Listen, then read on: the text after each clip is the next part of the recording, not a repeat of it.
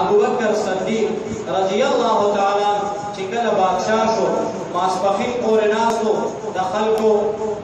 فیصلې کولې ماسپخین نه وروستو بازار ته ووتو د مزدورۍ دیاړۍ خوارۍ لپاره لیبر چوک ته لاړو مزدورانو چوک ته لاړو اشارې ته ووتو کوم چې د مزدورانو مشهور ځای او هلته خلک راځي چې د مزدور پکاري هلته نه مزدور اشارې د ابوبکر صدیق رضی الله تعالی عنه هلته ناست دی یو سړی راغی وی مزدوري ابوبکر صدیق صاحب ورته وی مزدوري وی زما له خدمت ته څه خدمت دی وی دا چیلۍ ده دا بزه ده پښتو باندې شله د تېره شي دا ما سره زما ځای پورې زما کور پورې ورسوه دومره دومره مزدوري دیواړي به درکړم ابوبکر صاحب هغه چیلۍ په شا راوړې ده سړی مخکې ابوبکر صاحب ورپسې روان دی لاره کې امیر المؤمنین عمر فاروق رضی الله تعالی عنه ولیدو ورته امیر المؤمنین ته خو د مسلمانانو بادشاه خلیفه دا څه کې جومات کې کښېنې ته خو به د قوم فیصلې کې وی ما ماسپښین پورې فیصلې وکړي وی نه ته خو تا ته نیم خلافت خو نه ده میلاو ته به 24 ګنټې د قوم خدمت کې صرف د آرام وخت او د مونځ او د ذکر اذکار وخت داسې مستثنا دی نه علاوه ته فیصلې کې ابوبکر صاحب ورته د بچو به څه کوم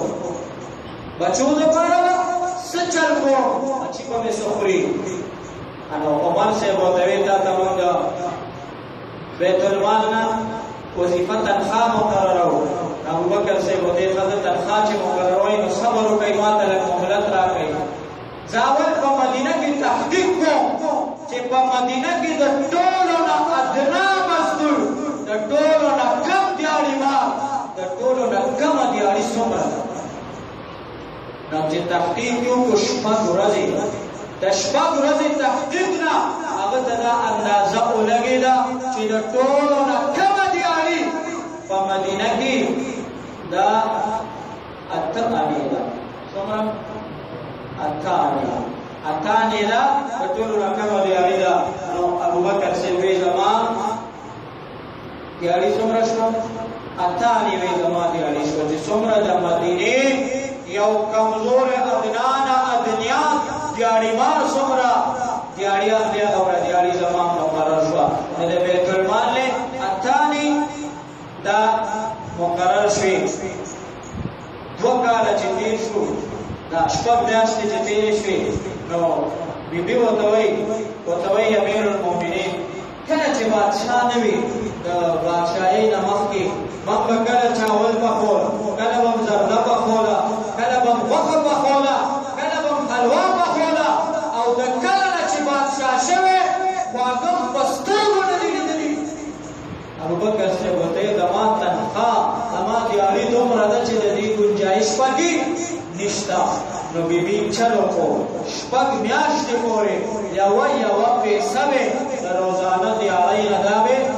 سیټ ته کوله بچوله او چې شپږ میاشتې تېرې شوې 8 انې جمع کړې وې په هغې 8 انې باندې د هغه وخت مناسب چې کوم خواږه حلوا وه یا هر څه شی چې و هغه یې تیار کړل د روټۍ سره روټۍ نه وروسته چې هغه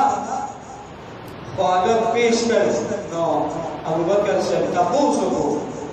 وی دا چېرته و هغې ورته ویل ما دا دومره وه شپږ میاشتې یوه پیسه دا د روزانه آمدن نه بچ کول او په هغې باندې مې دا تیار کړي ابوبکر صاحب ورته ویل دې نه معلومه دا شوه چې یوه پیسه کم په 8 انې باندې زموږ ګزاره کېږي او زموږ د کور خرچه چلیږي لهذا اډر یې وکړو چې د بیت المال نه به د نن نه وروستو ما ته یوه پیسه کم 8 انې ولې هغه ته پته وه چې دا د قوم مال دی او د دواړو جهانو سردار فرمایي کل لحم نبت من الحرام فالنار اولی به کم وجود ته کم وخت ته چې د حرام مال غذا ورسېده به الله تعالی په جهنم پګلاوي